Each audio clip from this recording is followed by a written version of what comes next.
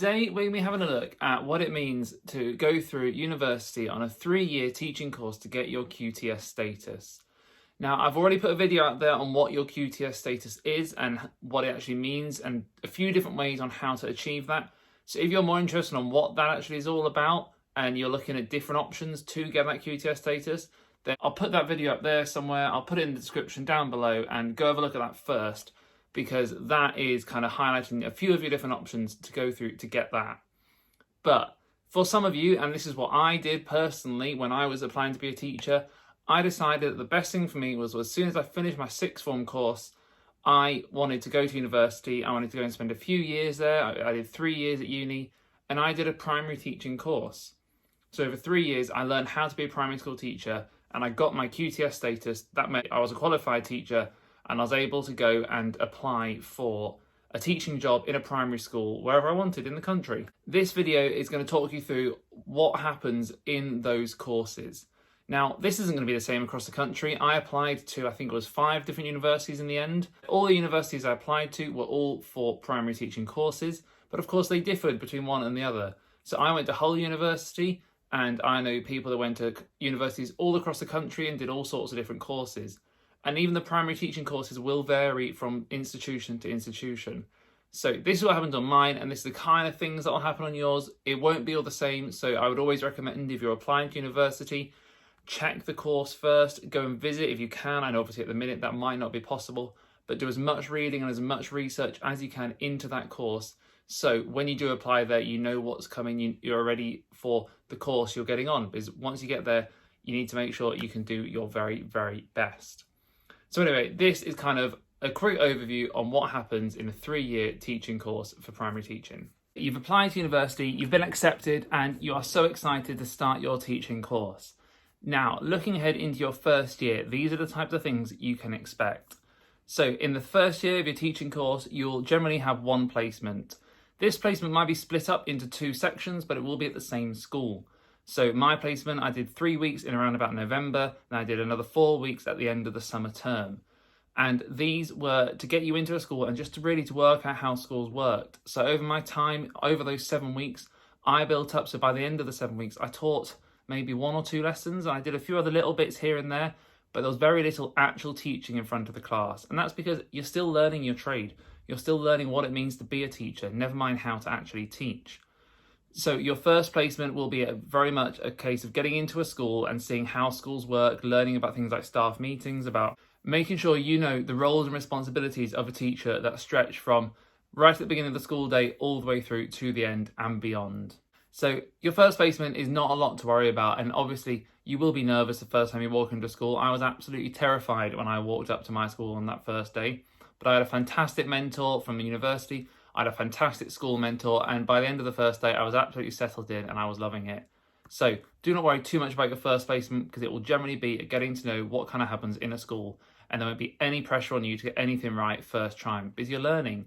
You might only be 18 years old, you might be an older student, but you will be a newbie to teaching. So just do your best and hopefully you'll have an amazing time. You'll also find on your first year that you will do a lot of what is called teaching and learning. That was the name of the module in my university, on my course. Your university might name it something else, but you'll generally be covering the same sorts of things. So this is pretty much the basics of being a teacher. So it's things like learning about your first few behaviour management strategies. It's learning about the role of education throughout history in your country. So obviously in England, you look at different behaviourists, different people that have studied education throughout the years, different people that have studied children's behaviour, and really getting to grips with the basics of what education actually is. Okay, you might look at a few things such as classroom layout and how that can affect children's learning, and you are generally looking at the theory of what being a teacher is, because this is where you're going to really first get to grips with what it means to be a teacher in the wider context of society. It's not just walking into a classroom and giving a lesson. It's all about getting your links with your communities, links with the parents, links with the wider world as well for those children.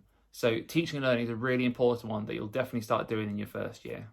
Another thing that will definitely happen in your first year is your university will make sure your subject knowledge is up to scratch. Now, this is especially important nowadays. When I first went to university, to get into a course, you had to pass what was called the skills tests. So that was a maths test and a literacy test to make sure your maths and English levels were up to scratch. Nowadays, they've got rid of those and you can just apply to university. That's because the university and all the different training providers all assure the government that the people they pass at the end of the course will have sufficient subject knowledge. So they're going to have to make double sure that your subject knowledge is up to scratch. So you'll be doing things such as primary English, primary maths courses, and these will almost certainly continue through your second year as well, but you'll start them in your first year, and that'll be the lecturers and the universities getting to grips with your subject knowledge, and anything you might be struggling on, they'll be showing you how to do it and making sure that you have that regular practice so you'll get to grips with it in time for your placements at school. To start off your second year, we'll talk about your placement. Now, your placement will almost certainly be slightly longer than it was in your first year. So my first year was 7 weeks, and then my second year placement was 8. It was also 8 weeks straight, so it was pretty much a full half term. In my first year, obviously it was split into 3 and 4 weeks. The other big change in your second year is the amount of teaching you do rises dramatically. So my whole first year placement, I built up to doing a little bit of teaching at the end, maybe a few lessons. By the end of your second placement, you and your partner, if you're put together, will be doing 40% of the teaching each. That means that as a total, that class will be being taught 80% of the time by student teachers. You'll still have your mentor in your school, and you'll still have your mentor from university to support you the whole time. And I found going on placement in pairs really helped me because you had someone there the whole time that understood what you were going through, that you could talk to, you could bounce ideas off. If you're having a tough day, then they could help you out a bit. And you generally had someone there just to support you the whole time that really understood what you were going through. So this is a really, really important placement to progress as a teacher because it's your first time where you actually get to grips with doing planning for a class, doing the marking of a class, teaching a few lessons in a sequence. And this is kind of the real bread and butter of what being a teacher is. So look forward to it. Your second placement is a really important one, but it can make the rest of your teaching course go really, really well if you have a really good start here. Another thing that's going to be really important in your second year is going to be your subject specialism. Now, if you've applied to a university course, generally they will offer you the chance to specialise in one subject. This can be a massive range of different subjects, such as looking into special educational needs, looking at English, maths or science, or all sorts of other varieties of things that are important in the primary school. So when I did a maths specialism, and I had my second year and third year, I had an extra maths lecture every week to attend to look at things like problem solving and how maths can develop across the curriculum. This gave me a really good standing when I got to be a teacher, and it was something I highlighted in my interview. So when you do pick your specialism, make sure it's something that you think will benefit you, but also will benefit yourself as a teacher.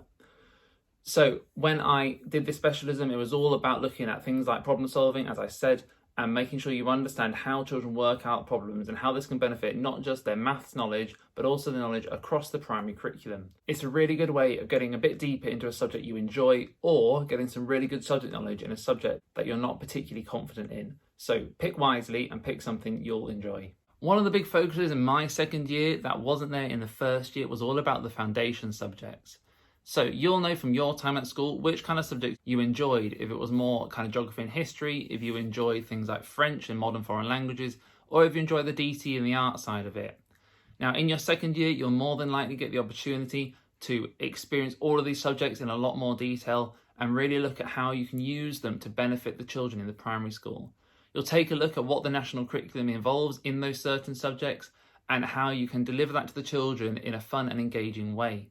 These subjects give you the chance to be really, really creative. You get to get involved in different parts of it. You get to carry out the lessons as the children would to see what you enjoy and what you want to teach when you get to school, and to really give you some really good ideas to have in your locker. So when you get to your first school as an NQT and you say, right, this week I'm teaching geography, you might have already had a go at doing some lessons in your university course. So you can take those out and say, right, I know what I'm doing here. For me, these subjects were really, really fun. They gave you a chance during the week to have a relax and actually get involved in. We did painting, we did sewing, we were making crafts, we were looking at different historical and geographical aspects around the world. And they were a really good time. Some of the lectures were amazing, and you got to have a nice time with your friends on your course. But looking back now, they also gave me some really good insight into what those subjects should actually be like. Because from my memory of those subjects at school, there was a lot of sat down doing worksheets, writing, and really those lessons can be so much more fun than that. So hopefully on your course, these kind of foundation subjects, when you're looking at them, will give you that same inspiration. In your third year, your subject specialism continues. And so this is again getting an even deeper look into that subject. Now, this can be a really good opportunity to ask some really good important questions, and you even get the chance to go into schools to develop that subject knowledge even further. You'll more than likely carry out some kind of investigation to write an essay or a report on that subject specialism, and you'll have different presentations to do throughout your time on your specialism about what you are learning.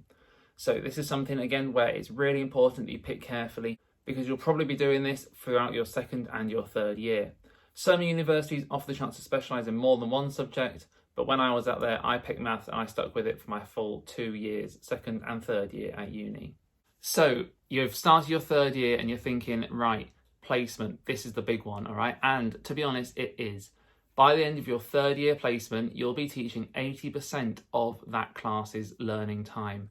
Now, this is a massive chunk for you as a student teacher, but by now you should have the skills and the knowledge ready to teach. Obviously, you're going to have people around you all the time to support you. So you'll have a university mentor, you'll have your class mentor, and you will probably be on your own in a school this time in the class, but there will be more than likely be other students from your university course at that same school in different classes. So I think on my third year, in my placement, there was at least 3, if not 4 of us in the same school. So even though we didn't see each other all the time, there was always someone around in the staff room or another classroom to go and talk to that really understood you and where you're coming from. Your third year placement is huge as well, because that is the final hurdle to clear before you finish your course.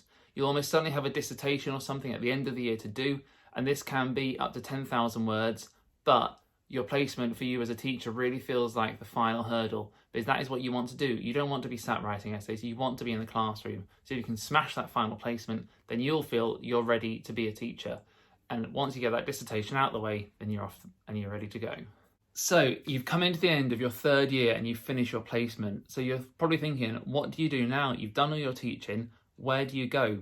Well, at my university and at a lot of others that I've looked at online, they do a lot of work then on how to apply for a job, because it's not as simple as just clicking apply and hoping you get the job. You have to fill in an application form, you have to go for an interview, you have to know what that school is looking for in the teacher they want to hire.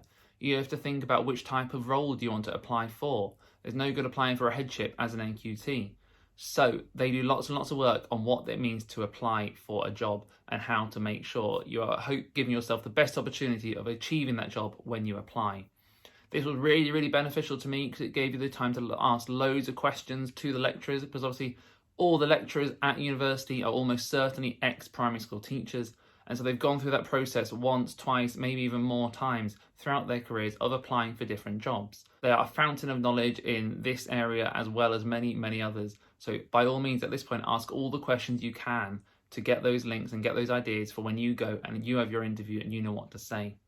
I have got a video in my channel, which I'll try and remember to link up there somewhere, about when you are applying for an interview. So hopefully that will help you too. And that is it for this video. So hopefully, if you are applying to university and you're thinking of doing a 3-year teaching degree, this has given you a small idea of what it might be like. When you have a look at your university, please double check what it involves, because this is just from my own experience and from when I've done a bit of research online. But I know lots of courses vary and things might be in different orders, they might be in different years, they might do placements differently, all that sort of thing. So have a look for yourself. But if this has been a massive help, then please let me know down below in the comments on what you're planning to do for your teaching career. Please like it and subscribe for all more videos. I try and bring them out every Tuesday and Friday at 5 PM. So be looking out for the next one, and hopefully I'll see you soon.